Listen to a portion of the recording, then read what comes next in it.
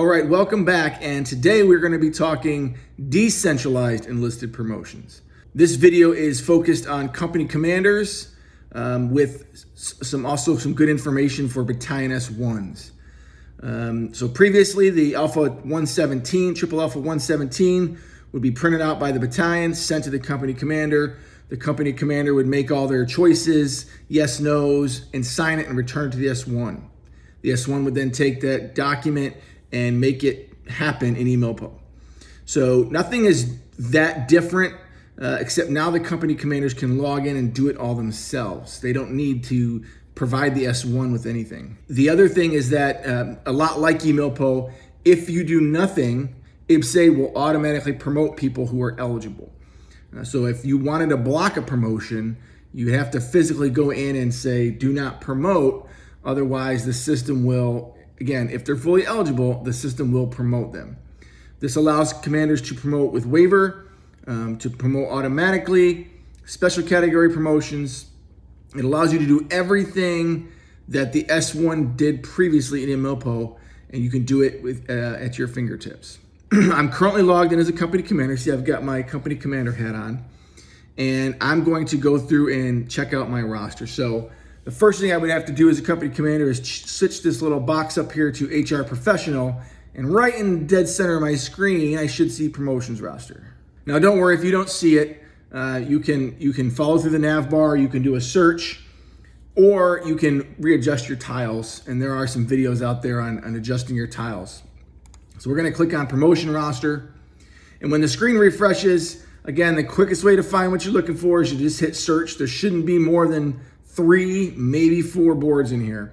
Now, the reason it didn't give me an option to choose is because this training database has no E1s or E2s. So therefore, no report will be generated, no board will exist. So this one automatically defaulted to the E3 to E4 board. In production, you would see 3 different choices, 1, 2, and 3. And you would have to do all of those. It's not gonna have all of your promotions in one report. You're gonna have to do each individual report each month. And again, there's nothing here, so a lot like the semi-centralized promotions, I have to hit the filter button. And when the screen refreshes, not quite as much information, but the requirements for this board are set by HRC, so 24 months time in service. You can't be flagged. It's got to have all the training requirements. So again, all of those things still exist. But one neat thing that comes down here, it gives you your waiver allocation. So each month the waiver percentage will be determined and then modified within IPPS-A, so you don't have to do any of that thinking. And so it's going to tell you, it's going to calculate your waivers for you. And I won't go into boring you with how that's done. But now here's a list of all of my eligible soldiers, okay?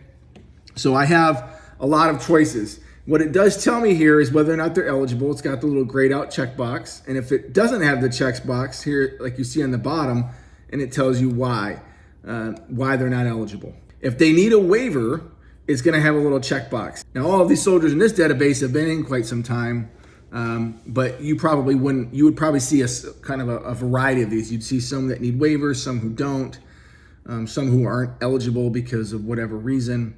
But ultimately, you just go through and make your choice, okay? And what you're gonna have is you're gonna have options here. So if you do not wanna promote someone, you put promotion non-select. I don't want them to get promoted.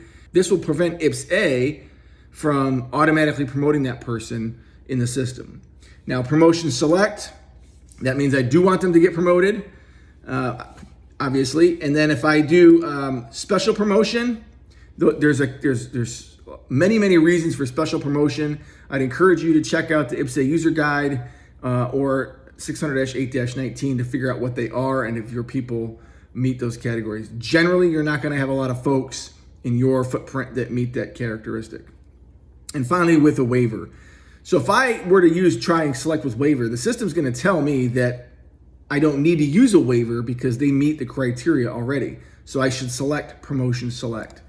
So there are some rules built in to help you kind of move through this and not make too many mistakes.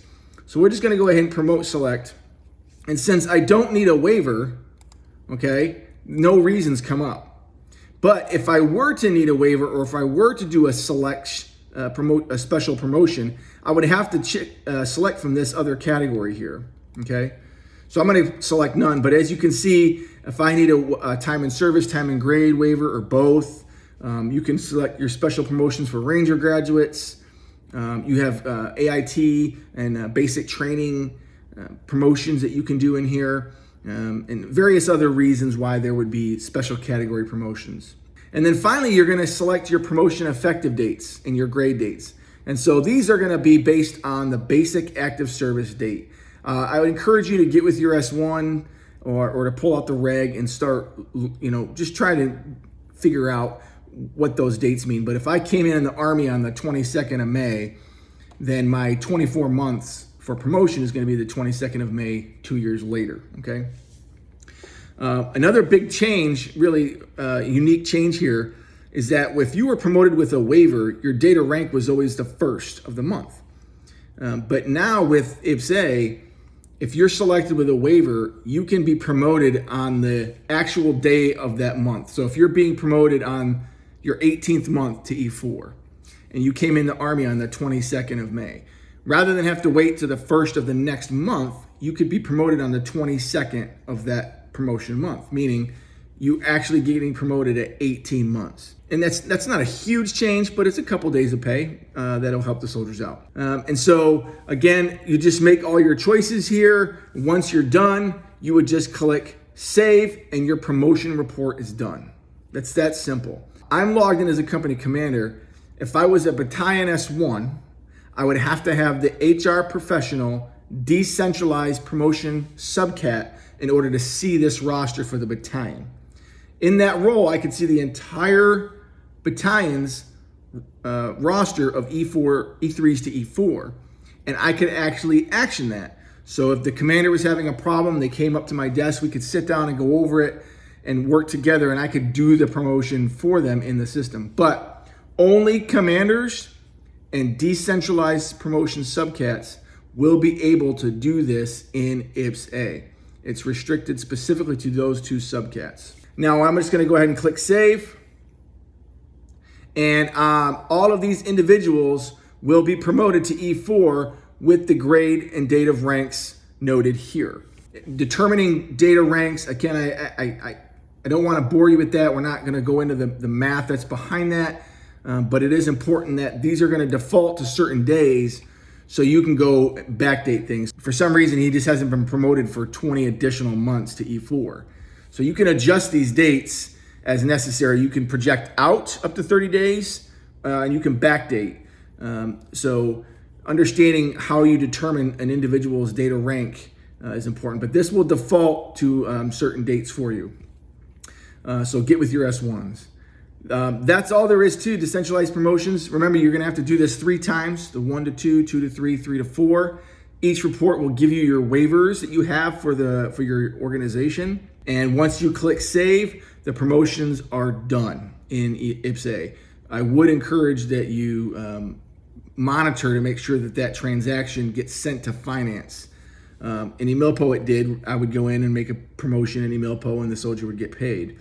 But I would encourage you when this first goes live to, if you make note of what ranks you promoted them to and the effective dates, and so that you can make sure that their pay is getting updated. But that's it. That's all there is to decentralized promotions for company commanders. Thanks for watching. Make sure to subscribe, defend and serve.